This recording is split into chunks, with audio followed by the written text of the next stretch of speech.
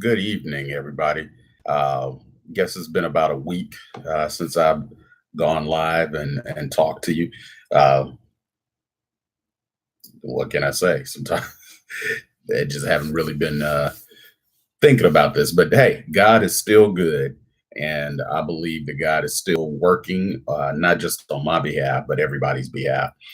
One of the things I've been really playing over and over in my mind is I started a sermon series a couple of weeks ago to end the year about the God of covenant and the promises that He has made to us.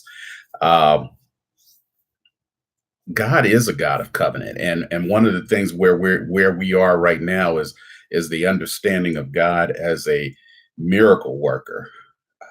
Sometimes it feels like when you're in a place, when you're in your valley, when you're in a place of desolation and you don't feel God, you don't feel His presence. Sometimes you may start to wonder and question whether or not you're doing the right thing. That maybe you should be like Job's wife, rather, and say, you know what, forget this. Let's just move on and do something different.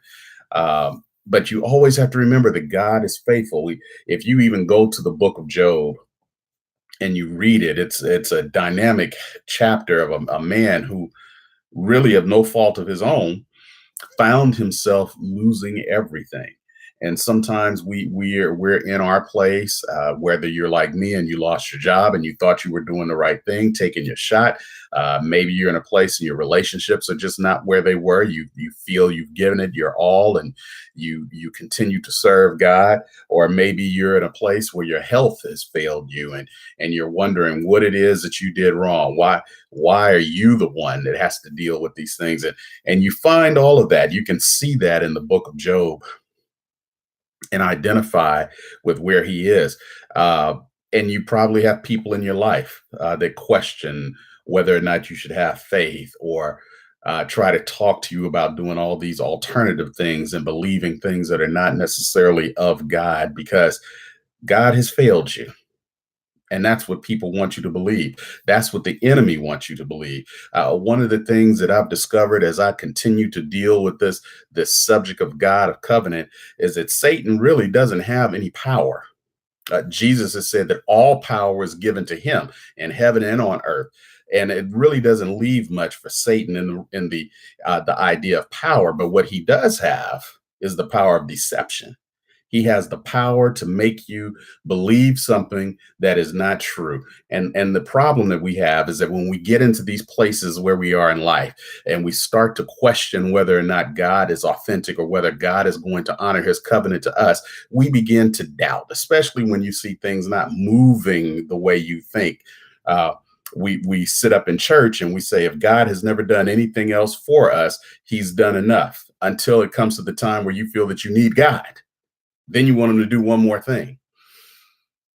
Your faith has been rattled. And all the enemy does is planted a seed that says you are not worthy when God says that you are worthy. In Isaiah 43, he tells us that we are loved. We were honored. You are honored, and I loved you. It doesn't get any more simpler than that. One of the things that we see in Job, and we try to address to our own situations, what spoke to me in chapter 42, think it's in about the ninth, 10th verse. His friends had been chastised, the three friends that were telling him to give up on God and his life was all jacked up and he did something wrong. When God spoke to them, he told them to go to Job and give them these animals to sacrifice to repent and have Job pray for them. And Job prayed for his friends. So, what I would tell you today is if you're in the midst of your sorrow, you're in the midst of the storm, you're in the middle of the desert, you're in the middle of some kind of pain, and you feel that God has abandoned you, you feel that you're not in the presence of God, pray for someone else. Because if you read that in Job 42, he prayed for his friends, God heard his prayer, and then God restored everything he had and doubled it. So my word to you today is to Pray for somebody else. Don't pray about your situation. No, I'm sorry. Continue to pray about your situation, but make the focus of your prayer this weekend. This is Friday night. This is Friday, December 7th at 9:21 p.m. Pacific Standard Time. Pray for somebody else who is in need. Earnestly pray for them this weekend that God may show them favor and watch God move in your life. Because Paul prayed for God to remove the thorn from his flesh, and God told him that his grace was sufficient because in his weakness, then he would be strong. You will be strong as well. You will have strength in this time, in this season, in your weakness, in your desert, in your trial, in your storm. But like Job, pray for someone in need. And you know them, and I know them. So spend this weekend praying for somebody else and watch God's strength shine in your life. This is Pastor Ron, and as always, I love you, and there ain't nothing you can do about it.